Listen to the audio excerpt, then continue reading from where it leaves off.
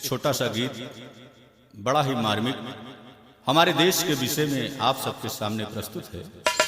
जिस धरती पे हम और आप खेल कूद के आज इतने बड़े हुए हैं, इसी अपने प्यारे प्यारे भारत देश के विषय में कहना है। एक बार हमारे देश के महापुरुष स्वामी विवेकानंद महाराज जी विदेश यात्रा पर गए। विदेश में वक्तव्य दे रहे थे। विदेशियों ने कहा कि महाराज जी, हम आपके भारत देश के विषय में कुछ बातों की जानकारी लेना चाहते हैं। महाराज जी ने कहा, बताइए। विदेशियों ने कहा कि हम लोगों ने सुना है कि आपके यहां मुरली मनोहर कन्हैया श्री कृष्ण भगवान जब अपनी बांसुरी को बजाते थे, आदमी तो आदमी, जानवर भी दौड़े चले आते थे। कहे बिल्कुल सही बात है। विदेशियों ने कहा, लेकिन महाराज जी इन सब बातों पे हम लोगों को भरोसा नहीं होता। विदेशियों ने कहा, एक प्रश्न और है महाराज जी, कि आखिर कारण है क्या है कि जब भी स्वर्ग से कोई शक्तियां अवतार लेती हैं तो सब हिंदुस्तान यानी भारत की जमीन पर क्यों आती है? पूरा विश्व, पूरा संसार खाली पड़ा हुआ है, वहां लोग क्यों नहीं आते हैं? महाराज जी ने कहा, देखिए, जहां हरियाली होती है वहीं बादल होता है, जहां भक्त होते हैं वहीं भगवान को आना पड़ता है। पूरे विश्व में हमारा भारत मात्र एक ऐसा देश है जहां की आपको सबसे ज्यादा ईश्वर के अनुयायी और प्रेमी मिलेंगे। हमारे देश को, भारत देश को विश्व गुरु भी कहा जाता है। यही कारण है कि जब भी कोई स्वर्ग से शक्तियां आती हैं तो सब हिंदुस्तान की जमीन पर आती हैं। महाराज जी ने कहा कि आपके दूसरे प्रश्न का जवाब मैं दे रहा हूं, आप लोग हमारी वाणी को जरा ध्यान से सुनिएगा। महाराज जी बढ़िया मधुर वाणी में वक्तव्य देते देते पीछे खिसकते चले जा रहे हैं। जाते जाते जब काफी दूर निकल गए, महाराज जी ने विदेशियों से कहा कि देखिए, जहां से मैं बोलना शुरू किया था आप लोग वही हैं कि कहीं और हैं? विदेशियों ने जब पीछे मुड़ देखा तो कहा, बाप रे बाप महाराज जी, वो जमीन तो काफी पीछे निकल गई जहां से आप बोलना शुरू किए थे। महाराज जी ने कहा कि मैं भारत का एक छोटा सा प्राणी हूं। अगर हमारी वाणी में इतनी ताकत, इतना दम है, आप लोग इतनी दूर चले आए, आपको पता ही नहीं चला, तो कन्हैया तो स्वयं भगवान थे, 16 कलाओं से परिपूर्ण स्वयं पूर्ण ब्रह्म के अवतार थे। उनकी मुरली में ताकत रही होगी कि नहीं रही होगी, इसका अंदाजा आप लोग स्वयं लगा सकते हैं। विदेशियों ने कहा, महाराज जी आप धन्य हैं, हम लोग आपकी बात से बिल्कुल सहमत संतुष्ट हैं। तो कहना हो,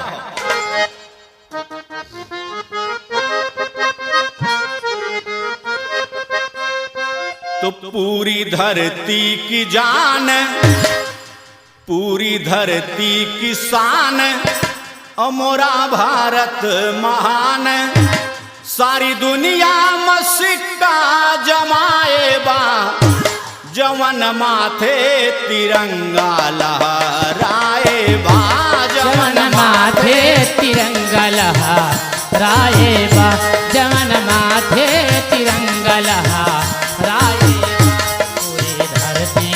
शान मोरा भारत महान सारी दुनिया में सिक्का जा माए बा जमन माथे तिरंगा लहा राए बा जमन माथे तिरंगा लहा राए बा। यही भगवान बन के खेले ललनवा, यही भगवान बन के खेले ललनवा, यही भगवान बन के खेले ललनवा। हाँ सतियन कया हवा पे मिलेला निसनवा हो मिलेला निसनवा। सतियन कई हवा पे मिलेला निसनवा हो मिलेला निसन। सतियन कई हवा पे मिलेला निसनवा हो मिलेला निसनवा। बसे हिंदू मुसलमान, बसे हिंदू मुसलमान पाक गीता कुरान चर्च गुरुद्वारा या लख जगाए बा जमन माथे राए बा जमन माथे तिरंगा लहा राए बा। बसे हिंदू मुसलमान पाक गीता कुरान चर्च गुरुद्वारा या लख जगाए बा जमन माथे तिरंगा लहा राए बा जमन माथे तिरंगा लहा राए बा। ये हमारा भारत देश की धरती वो धरती है जहाँ कभी राम कभी श्याम कभी राधा कभी ललिता कभी सती अनसुईया कभी सती सावित्री आई बाबूजी। इसी धरती पर सब खेल कूद के बड़े हुए और एक दिन अपनी अपनी लीला को दिखा करके यहाँ से परमधाम की तरफ प्रस्थान कर दिए। हमारे देश की संस्कृति और सभ्यता इतनी सरल है, हमारे यहाँ भारत देश में हर धर्म को बराबरी का दर्जा दिया गया। हिंदू मुस्लिम सिख ईसाई सबको भाईचारे के साथ रहने का व्यवहार कायम किया गया। ऐसी संस्कृति और सभ्यता आपको अन्य देशों में देखने को नहीं मिलेगी। इसलिए कहना हो हिंदू मुसलमान बाक गीता कुरान चर्च गुरुद्वारा या लख जगाए बा जमन माथे तिरंगा लहा राए बा जमन माथे तिरंगा लहा राए बा। धरती की गोदी माँ दुई गो ललनवा, धरती की गोदी में दुई गो ललनवा, धरती की गोदी में दुई गो ललनवा। हाँ देशवा समारे एक बन के किसनवा हो बन के किसनवा। देशवा समारे एक बन के किसनवा हो बन के किसन हो देशवा समारे एक बन के किसनवा हो बन के किसनवा। दूज भइले जवान, दूज भइले जवान तूर दुश्मन के मान जवान सरहद पे गोली चलाए बा जमन माथे तिरंगा लहराए बा जमन माथे तिरंगा लहराए बा। दूजा भइले जवान तोरे दुश्मन के माँ जवान सरहद पे गोले चलाए बा जमन माथे तिरंगा लहराए बा जमन माथे तिरंगा लहराए बा। कहने के लिए तो सभी प्राणी इसी धरा के संतान कहे जाते हैं, लेकिन इस धरती के दो पुत्र मुख्य रूप से माने गए।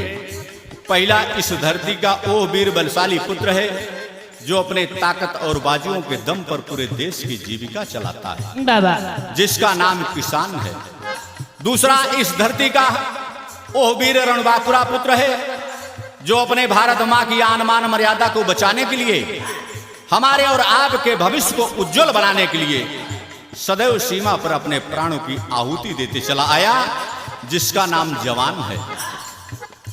दूज भइले जवान तोड़े दुश्मन के माँ जवान सरहद पे गोले चलाए बा जवान माथे तिरंगा लहराए बा जवान माथे तिरंगा लहराए बा।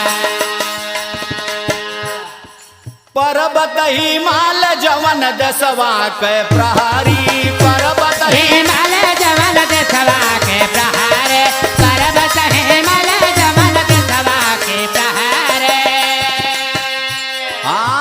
जग पवन गंगा धोवे माँ के चुनरी धोवे माँ के चुनरी जग पवन गंगा धोवे माँ के चुनरी धोवे माँ के जग पवन गंगा धोवे माँ के चुनरी धोवे माँ के चुनरी जगह जगह देवस्थान जगह जगह देवस्थान पूजा करेला जहान यह विदेशी भी गर्दन झुकाए बाजवन माथे तिरंगा लहराए बा जवन माथे तिरंगा लहराए बा जगह जगह देवस्थान पूजा करेला जहाँ यह विदेशी भी गर्दन झुकाए बा जवन माथे तिरंगा लहराए बा जवन माथे तिरंगा लहराए बा। ये हमारे देश की संस्कृति की देन है बाबूजी। जहाँ की धरा की जहाँ की मिट्टी को हम लोग माँ का करके संबोधित किया करते हैं। हम लोग नदियों को माँ कह करते उनकी पूजा करते हैं, वृक्षों की पूजा करते हैं, जानवरों की पूजा किया करते हैं। जैसी हम भारतवासियों की संस्कृति और सभ्यता है, ठीक उसी तरीके से हमको उनके द्वारा सम्मान भी सदैव मिला करता है बाबूजी। हमारे देश की संस्कृति की सरलता की देन है कि जगह जगह वृक्षों की पूजा, जानवरों की पूजा की जाती है। हमारा देश कभी किसी दूसरे देश पर पहले आक्रमण नहीं किया, इस बात के लिए इतिहास साक्षी है। लेकिन जब जब विदेशियों ने हमारे देश पर अपनी नजर को उठाने का साहस किया, निश्चित रूप से हमारे देश के जवानों में वो जज्बा और ताकत रहा कि विदेशियों को सदैव उन्होंने देश से खदेड़ने का काम किया बाबूजी।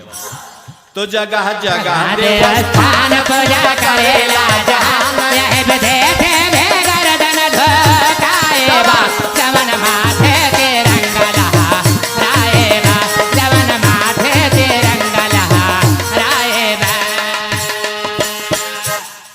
शेखर सुहास भगत बिस्मिल हमीद हो शेखर सुभाष भगत बिस्मिल हमीद हो शेखर सुभाष भगत बिस्मिल हमीद हो।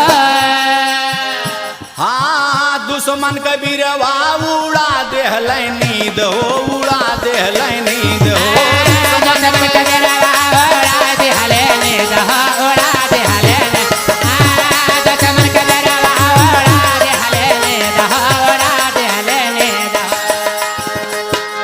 किए अपना रक्तदान किए अपना रक्तदान सूखा पपियन के जान गोरी सरकार पिठिया दे खाए बाजवन माथे तिरंगा लहराए बा जवन माथे तिरंगा लहराए बा जवन माथे तिरंगा लहराए बा किए अपना रक्तदान सूखा दुश्मन के जान गोरी सरकार पिठिया दे खाए बा जवन माथे तिरंगा लहराए बा जवन माथे तिरंगा लहराए।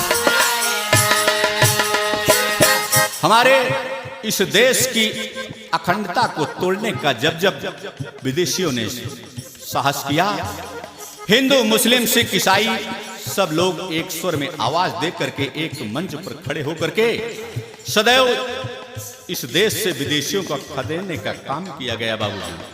कहना हो अपनी धरतिया के कितना जवान हो अपनी धरतिया के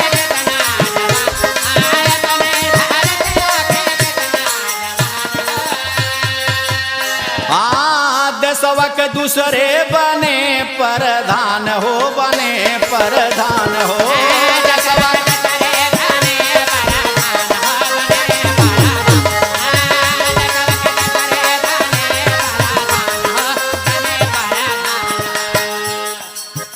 कल्पना बनी तूफान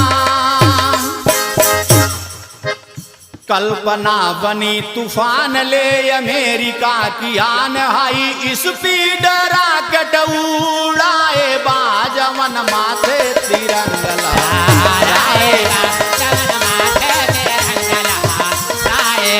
कल्पना बने तूफान ले अमेरिका के जान आए क्या बात उड़ाए बाजवन माथे तिरंगा लहराए जवन माथे तिरंगा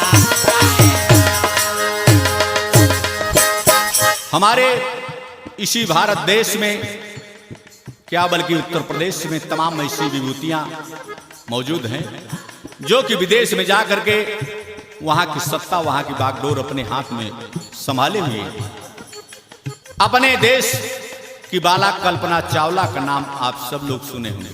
बाबा भारत की पहली ऐसी महिला है जो कि अमेरिका की तरफ से अंतरिक्ष यात्रा पर गई और अपने प्राणों को ही त्याग किया। बाबूजी कहना हो कल्पना बनी तूफान ले अमेरिका की जान हाय स्पीड रॉकेट उड़ाए बाजवन माथे तिरंगा लहराए हायवन माथे तिरंगा लहराए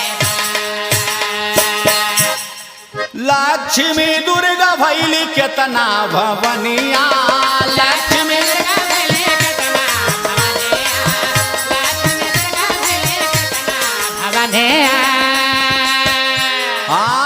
दसवा के खातिर दीही कुरबनिया दीही कुरबनिया दसवा के खातिर देहने कुरबनिया देहने कुरबन दसवा के खातिर देहने कुरबनिया देहने कुरबनिया माधव गुरु का सम्मान